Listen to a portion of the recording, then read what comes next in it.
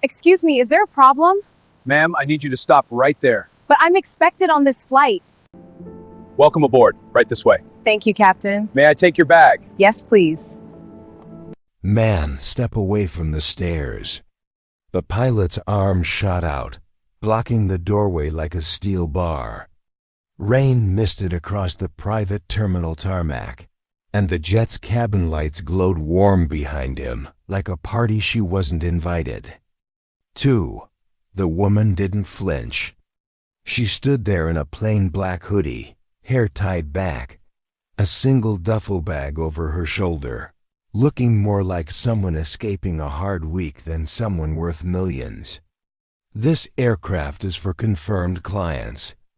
Only, he snapped, loud enough for two ramp workers to glance over. She lifted her chin. I am confirmed. He laughed short, cruel. If you love stories where arrogance gets humbled fast, hit like and subscribe. This is Echo Story. Her name was Nadia Cross. And she wasn't late because she was careless. She was late because she'd spent the last 14 hours in a crisis room saving her company from a hostile takeover.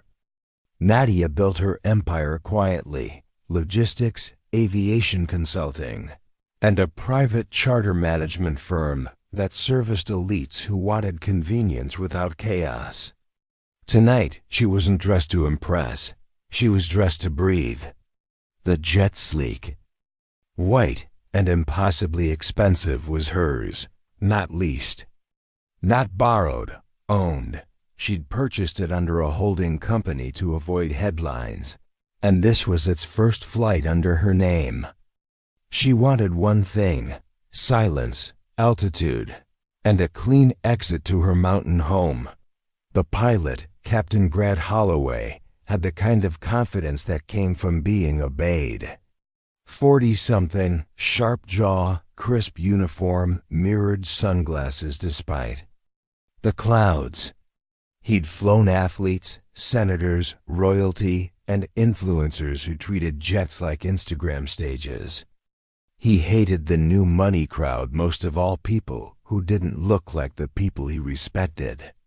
In his mind, respect came with tailored coats, expensive watches, and a certain skin tone in certain rooms. When he saw Nadia step out of a basic rideshare at the gate instead of a chauffeured car, his lip curled. Dispatch said the owner would arrive with security, he muttered to his co-pilot, Evan, who looked uneasy. Nadia approached the air stairs calmly, shoes splashing through shallow puddles. Grant stepped down 2 stairs to tower over her. Hangar staff enter from the service gate, he said, not even attempting polite. Nadia blinked once. I'm not staff, she replied, voice steady. Grant pointed at her duffel. Drop the bag, I'll have ramp bring it around. Nadia didn't move. I'm boarding, she said. Grant's smile sharpened.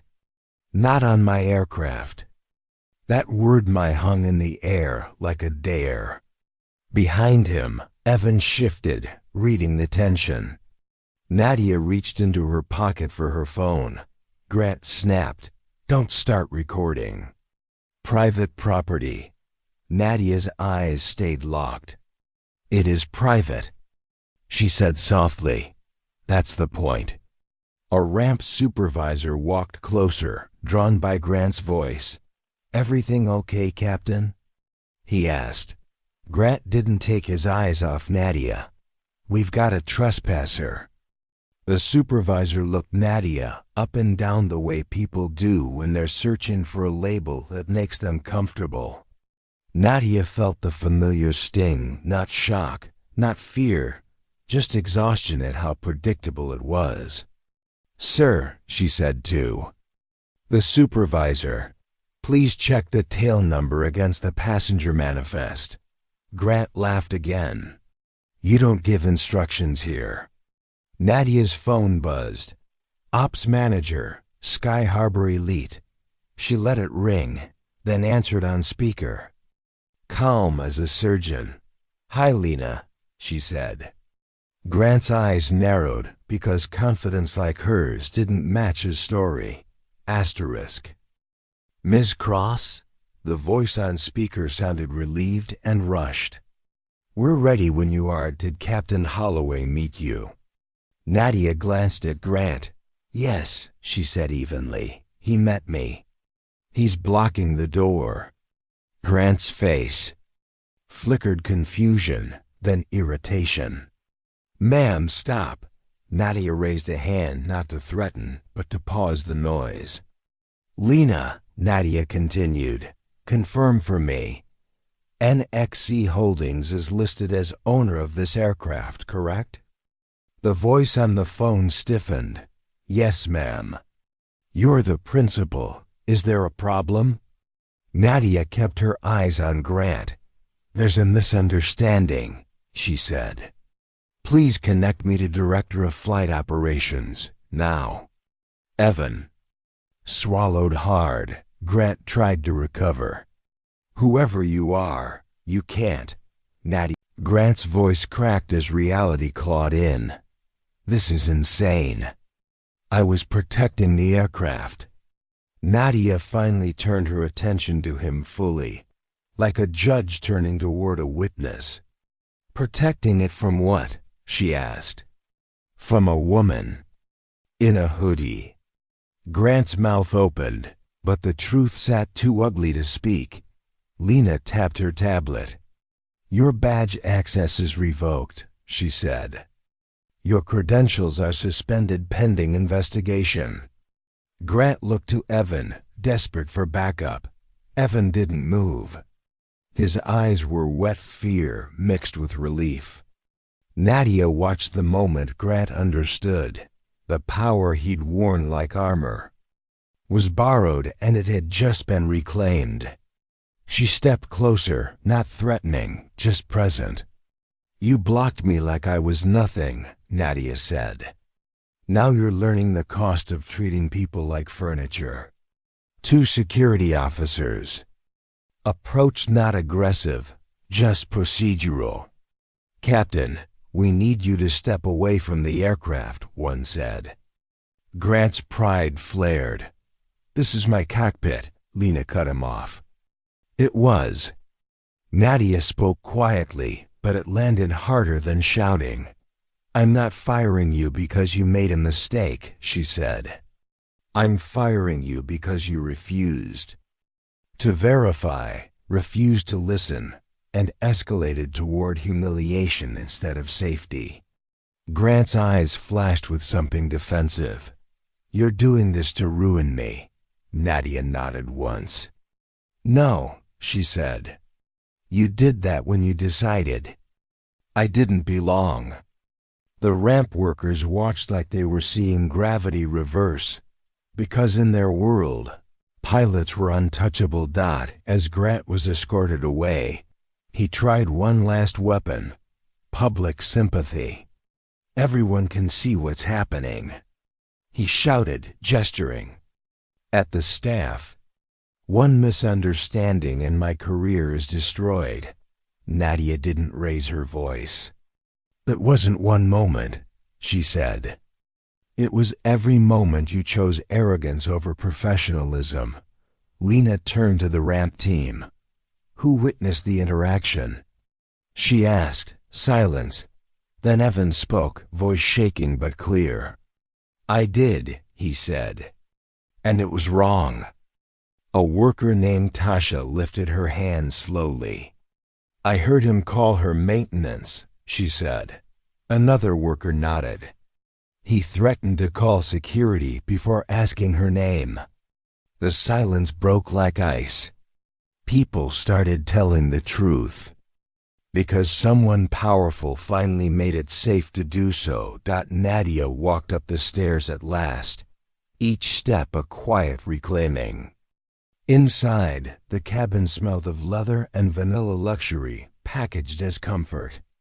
She paused at the doorway and looked back at the tarmac where Grant stood near the SUV, shoulders hunched, face blank. Nadia didn't feel triumph.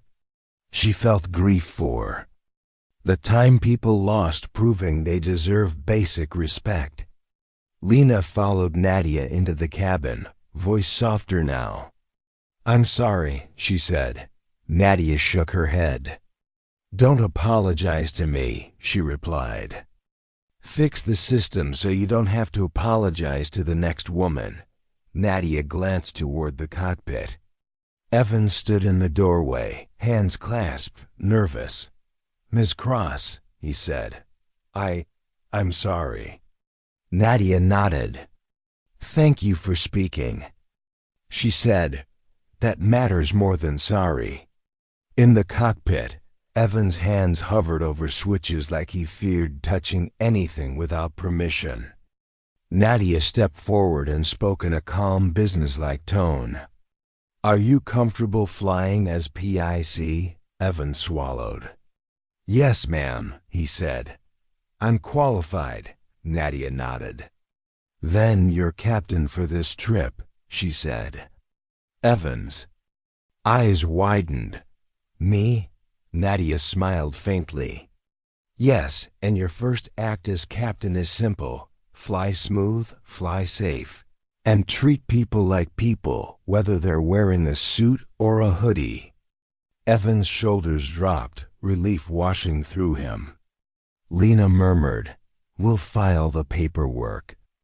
Nadia took her seat, buckled in, and looked out the window at the rain. The jet was hers, but the lesson wasn't about ownership. It was about dignity. As the engine spooled, Nadia opened her laptop not to work, but to document. She typed notes, timeline, quotes, witnesses' actions. She wasn't building a case for the internet. She was building a case for accountability. Lena sent a message to HR and compliance. Nadia watched the replies come in fast, because when powerful people demand change, everyone suddenly moves quickly. It irritated her, but she used it. She called Howard again, voice low. "I don't want him quietly hired elsewhere," she said. Howard sighed. "We'll notify the registry," he promised. Nadia stared at the clouds. "Do it," she said. "And implement a policy. Identity verification before escalation. Mandatory." Howard agreed immediately. Nadia ended the call and whispered to herself, "This is how you change a culture: one policy, one consequence, one protected voice." They lifted through the gray, breaking into sunlight above the storm. The cabin softened. The world below shrank. Nadia finally let her shoulders fall. Evan's voice came through the intercom, steadier now. "Miss Cross, we're cruising. Smooth air ahead," Nadia exhaled. A flight attendant, Marisol, approached with tea. "I saw what happened," she said gently. "I'm sorry." Nadia accepted the cup. "I'm tired," she admitted. Marisol nodded like she understood in a way that didn't require explanation. "People think private jets are about power," Marisol said. "But they don't see what you carry just to exist in rooms like this." Nadia's eyes stung unexpectedly. She looked away toward the window. "I didn't want to make this a story," she whispered. Marisol offered a small smile. "Sometimes stories are how systems learn." Back on the ground, Grant sat in a stark office with HR, legal, and a compliance officer who looked like she'd been waiting years for this meeting. Grant tried to reduce it to optics. "She's overreacting," he said. The compliance officer slid a tablet forward footage from the security camera. Grant's own voice played back, the mockery, the refusal to verify, the threat of security. Then Ivan's statement followed. Then Tasha's. The room went silent. Legal spoke carefully. Captain Holloway, due to discriminatory conduct in violation of operational procedures, you are terminated for cause. Grant's mouth opened. For cause, HR nodded. No severance. No reference. Grant's eyes darted, searching for a loophole. The compliance officer's tone stayed flat. You wanted control more than safety, she said. Now you get neither. For the first time, Grant looked afraid not of punishment, but of being seen clearly. 2 weeks later, Nadia sat in a conference room with her executive team and a whiteboard full of policy changes. She didn't make a victory speech. She made a plan. Every aircraft we manage will adopt a verify before escalate rule, she said. Body cams for tarmac interactions. Anonymous reporting for crew, and consequences for retaliation. A board member hesitated. That's intense. Nadia's eyes stayed steady. So is humiliation, she replied. She thought of even his shaking voice when he chose truth. She thought of Tasha, how hard it was to raise her hand. We're not just selling flights, Nadia said. We're selling safety. Real safety includes respect. Someone on the team smiled. Echo Story would love this, a junior exec joked. Nadia surprised herself by smiling back. Then let it be told right, she said. No glamour, just truth. On her next trip, Nadia arrived at the tarmac in the same hoodie on purpose. Not as a test, but as a statement. I won't dress for your comfort. Evan stood at the stairs in full uniform, 4 stripes newly sewn on earned, not gifted. He didn't block her. He stepped aside and greeted her like a professional. Welcome aboard, Miss Cross, he said. Nadia paused at the top step and looked down the line of workers, people who kept the sky moving without being noticed. She lifted her hand in a small wave. Good morning, she said, and the words felt like repair. As the jet climbed into clean blue, Nadia finally sipped her tea without tension in her throat. The pilot who tried to deny her seat lost his career in minutes, not because she was powerful, but because he was reckless with his prejudice. And that truth deserved to stay airborne.